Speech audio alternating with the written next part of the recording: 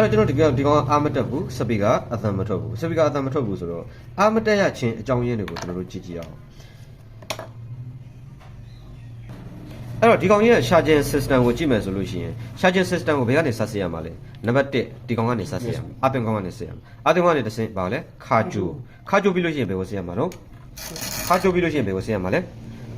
အပေါ်ချမ်းကျိုးပြီးလို့ရှိရင်ဆက်ပြားကိုဆက်ရမှာပေါ့အဲ့တော့အခုလို့လို့ဆိုရင်သူက battery အာမတက်ဘူးဆိုတော့ကျွန်တော်ဒီ battery လေးကို supply ampere တစ်ချက်ရိုက်ထားလိုက်မယ်နော်အဲ့တော့သူ့ရဲ့ charging system စနစ်ကိုကြည့်ကြည့်အောင် charging system ဒီဘယ်လိုလာလဲဆိုလို့ရှိရင်အာသွင်းကောင်းကနေအပေါ်ချမ်းကိုတက်လာပါတယ် USB bus 5 volt 5 volt ဒီအပေါ်ချမ်းကိုတက်လာအပေါ်ချမ်းကိုတက်ပြီးလို့ရှိရင်သူဒီဘယ်ကိုသွားသိလဲဆိုလို့ရှိရင်ကျွန်တော် control IC လေးတစ်လုံးရှိတယ် charging control IC လေးဒီထဲမှာဘာလဲဆိုလို့ရှိရင် CC1 ပြီးလို့ရှိရင်CC2 ပြီးလို့ရှိရင်ဗာလဲ charging DTAC CHG DTAC ပြီးလို့ရှိရင် charging board ပါတယ်ပြီးလို့ရှိရင်နောက်တစ်ပါလဲဆိုလို့ရှိရင် SCL SDA ဆိုတဲ့လမ်းကြောင်းတွေပါပါတယ်ဒီလမ်းကြောင်းတွေပါပါတယ်ဒါ control IC လို့ခေါ်တယ်အဲ့ control IC ဒီဘယ်နှမှာရှိတယ်လဲလို့မေးလို့ရှိရင်ကျွန်တော်ဖြေရှာလိုက်မယ်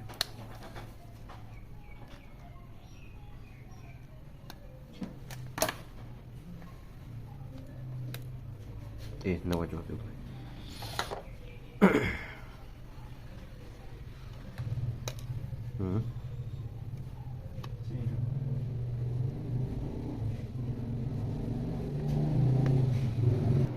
ရှာကြံစီကဘယ်တော့မှရှိလဲဆိုလို့ရှိရင်ရှာကြံစီကဒီမှာ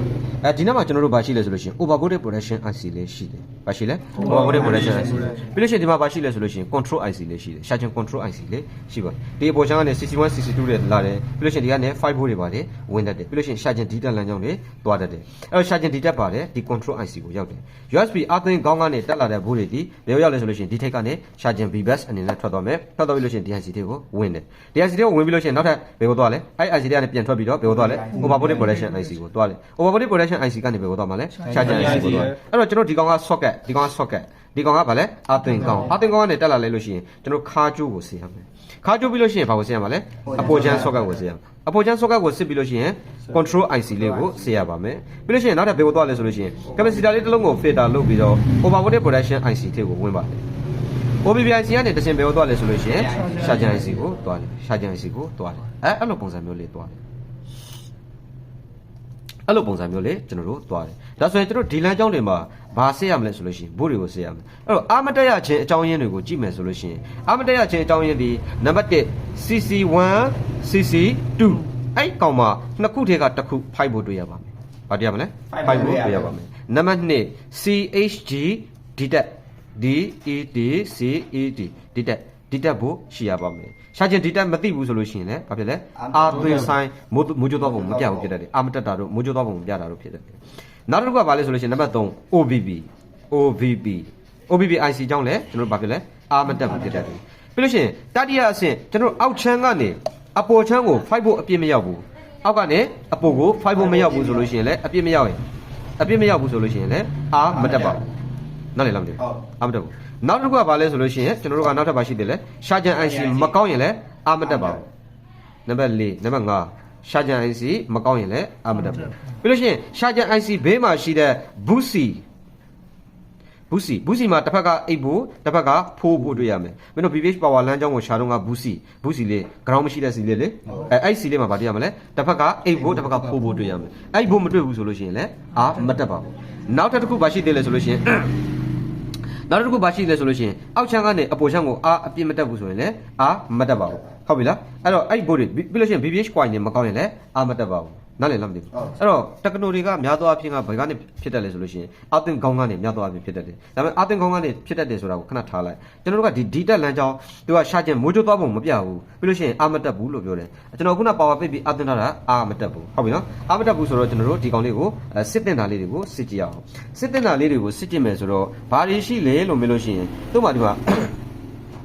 ရဲ့အနေအထားကိုကြည့်လိုက်တဲ့အခါမှာဘာတွေရှိလဲဆိုလို့ရှိရင်ဒီမှာကြည့်မယ်control IC လေးနားမှာသူဂျမ်ပါကြော်ထားတာတို့ပါတော့ကျွန်တော်တို့တွေ့ရတဲ့အဲ့တော့ကျွန်တော်ဘို့လေးတစ်ချက်စစ်ကြည့်မယ်ဟုတ်ပြီနော်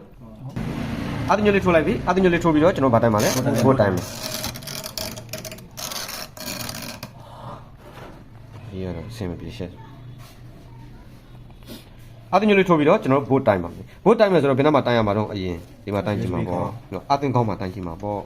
အဲ့တော့အသွင်ကောင်းမှာ5ဖို့ထွက်လာဆိုတာကိုကျွန်တော်ကြည့်အောင်ခေါင်းကတော့ရှောင်းနေတယ်ဗျဟုတ်ခေါင်းကတော့ရှောင်းအောက်ချမ်းတစ်လင်းနဲ့စမ်းကြည့်မလဲသူထွက်လာမထွက်ဘူးအော်ထွက်တယ်အဲ့မှာ5ဖို့ထွက်တယ်ဟုတ်ပြီနော်ဒါဆိုအောက်မှာ5ဖို့ထွက်တယ်ပေါ့အောက်မှာ5ဖို့ဒီဘယ်ကိုရောက်မှာတော့အဖို့ရောက်အဖို့ရောက်ဒီနားလေးကိုရှောင်းအဲ့တော့ဒီနားလေးမှာတိုင်းကြည့်မယ်ဒီမှာလည်းကျွန်တော်တို့ဘာထွက်လဲ5ဖို့ထွက်တယ်အခုအစင်းစင်းစစ်တာကိုကြည့်တာနော်အစင်းစင်းစစ်တာကိုကြည့်တာပါ5ဖို့ထွက်တယ်5ဖို့ဒီဘယ်ကိုရောက်မှာလဲအပေါ်ချမ်းကိုရောက်မှာအပေါ်ချမ်းကိုရောက်မှာဆိုတဲ့အတွက်ကျွန်တော်ဒီမှာအပေါ်ချမ်းမှာသွားတိုင်းကြည့်မယ်အပေါ်ချမ်းမှာဒီနားမှာသွားတိုင်းကြည့်မယ်မရဒီမှာ5ဖို့ရောက်တယ်ရပြီဒါဆိုဒီအထိ5ဖို့ရောက်သွား5ဖို့ရောက်သွားပြီးတော့သူဒီဘယ်ကိုသွားလဲဆိုလို့ရှိရင် CC1 CC2 ဆိုပြီးတော့လည်းထွက်တယ် CC1 မှာမထွက်ဘူး CC2 မှာမထွက်ဘူး 0.5 လောက်ပဲထွက်တယ်ဘက်ထရီမတက်ထားလို့နော်အဲ့တော့အဲ့ဘိုးတွေထွက်တယ်ထွက်ပြီးလို့ရှိရင်သူဒီဘယ်ကိုသွားမှာတော့ control IC လေးအဲ့တော့ control IC လေးမှာဘယ်နှမှာရှိလဲဆိုလို့ရှိရင်ကျွန်တော်ဒီနားလေးမှာဒီနားလေးမှာ5ဖို့တွေ့ရပါမယ်ဟိုဘက်ချမ်းမှာရှိအေးဟုတ်တယ် sorry အဲ့တော့ဒီဘက်ချမ်းကိုကြည့်ကြည့်အောင်ဒီဘက်ချမ်းကိုကြည့်ကြည့်မယ်ဒီဘက်ချမ်းမှာကျွန်တော်တို့5ဖို့တွေ့ရမယ်ဟုတ်တယ်နော်အဲ့တော့ကျွန်တော်ဒီမှာတိုင်းကြည့်မယ်ဗျဒီမှာသူချမ်းပါဆော်ထားတာတွေပါတွေ့ရတယ်5ဖို့တွေ့တယ်ဒီကောင်မတွေ့လားမတွေ့ဒီကောင်မတွေ့လားဘာမှ1ဖို့တွေ့ရတယ်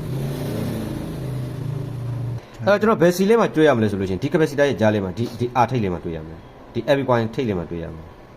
အဲ့ကိုတွေ့လားတွေ့တယ်အဲ့တော့5ဖို့ရောက်တယ် DNC တွေကိုရောက်တယ်သူကတော့လှုပ်ထားတယ်နော် IC တွေကိုအကုန်လုံးခွာထားတယ်အဲ့တော့ကျွန်တော်ဒီမှာကြည့်ကြအောင်ဒီကောင်ကိုရောက်ပြီဆိုလို့ရှိရင်သူဒီဘယ်ဘက်ထိပ်ကနေထွက်မှာလဲဒီဘက်ထိပ်ကနေဒီတက်ဆိုပြီးတော့ IC ထိပ်ကနေပြန်ထွက်မှာဒီဘက်ထိပ်ကနေထွက်လာ5ဖို့ထွက်မထွက်ဘူးလေထွက်တယ်ထွက်တယ်ဒီဘက်ထိပ်ကနေပြန်ထွက်ရမှာဟုတ်ပြီလားပြန်ထွက်တယ်ဆိုတော့ကျွန်တော်တို့5ဖို့ထွက်တယ်အဲ့5ဖို့ဒီဘယ်ကိုရောက်မှာလဲ overbody production IC ကိုရောက်ပါမယ် overbody production IC နားမှာ5ဖို့ထွက်တယ် overbody production IC အထွက်ကိုကြည့်ရအောင်အထွက်မှာလည်း5ဖို့ရောက်ဟုတ်တယ်နော်အထွက်မှာလည်း5ဖို့ရောက်တယ်အဲ့ဒါဆိုရှာကြရင်စီနာကိုကြည့်မယ်ရှာကြရင်စီနာမှာလည်း5ဖို့ထွက်တယ်ဒါဆိုရင်ကျွန်တော်တို့တခုရှိတာကဘာရှိလဲဆိုလို့ရှိရင်သူကအခုနကကျွန်တော်တို့မထွက်ခဲ့တဲ့နေရာကိုကြည့်ပါဆိုလို့ရှိရင်တော့ CC1 CC2 မှာဘိုးမထွက်ပါဘူးအောင်တယ်ဘူးလေ CC1 CC2 မှာဘိုးမထွက်ဘူးထွက်တာကိုမတွေ့ရဘူး 0.5 ပဲတွေ့ရတယ်အဲ့တော့ကျွန်တော်ဒီကောင်ကိုပြန်ထုတ်ကြည့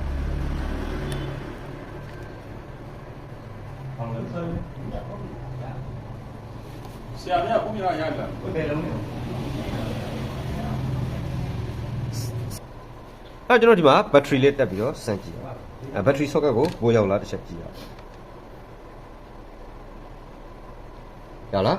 4.3 လောက်ထိကျွန်တော်တို့ရောက်တယ်ဒါဆိုလို့ရှိရင်တော့ charging system ဘိုင်းကတော့ကောင်းပါလေဘာကောင်းလဲ charging system ဘိုင်းကတော့ကောင်းပါလေအဲ့တော့ကျွန်တော်တို့အာသွင်းဆိုင်မပြတဲ့မိုးချိုးတော့ပုံမပြတဲ့ error လေးကိုပြင်ပြီးသွားပြီပေါ့ကျွန်တော်တပည့်လေးတယောက်ကပြင်လိုက်တယ်ကျွန်တော်တပည့်လေးလည်းဆရာပဲအောင်ကျော်စိုးပဲအဲ့တော့ကိုအောင်ကျော်စိုးကပြင်လိုက်တယ်ဘာပြင်လိုက်လဲဆိုတော့ကျွန်တော် DIC လေးကို reboot လုပ်လိုက်တယ်သူကဒီ charging system မှာဒီကောင်တွေကဒီ Techno တို့ Infinite တို့ကကြတော့ခံမှန်းလို့မရဘူးဟိုမှာ Techno အားမတက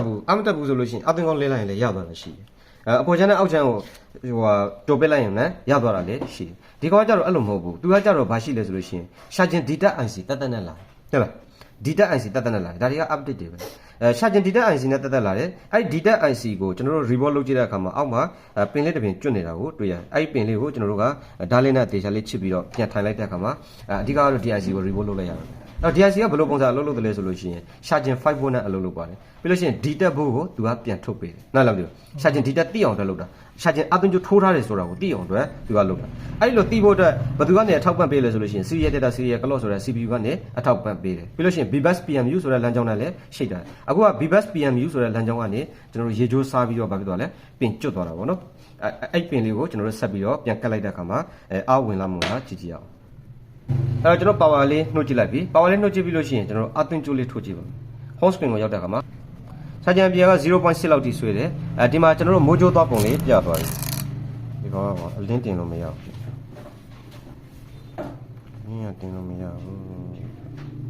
အလင်းကတင်လို့မရဘူးဘက်ထရီကလည်းကျွန်တော်တို့တစ်ကနေ4လောက်ထိတက်သွားပြီဗျဆိုလိုတဲ့သဘောကကျွန်တော်မိုးကြိုးသွားပုံလေးပြသွားပြီအားလေးဝင်သွားပြီဆိုလိုတာဒီမှာမြင်ရလားမသိဘူးဒါမျိုးဆိုလို့ရှိရင်တော့ကျွန်တော်တို့မြင်ရတယ်နော်ရပါပြီ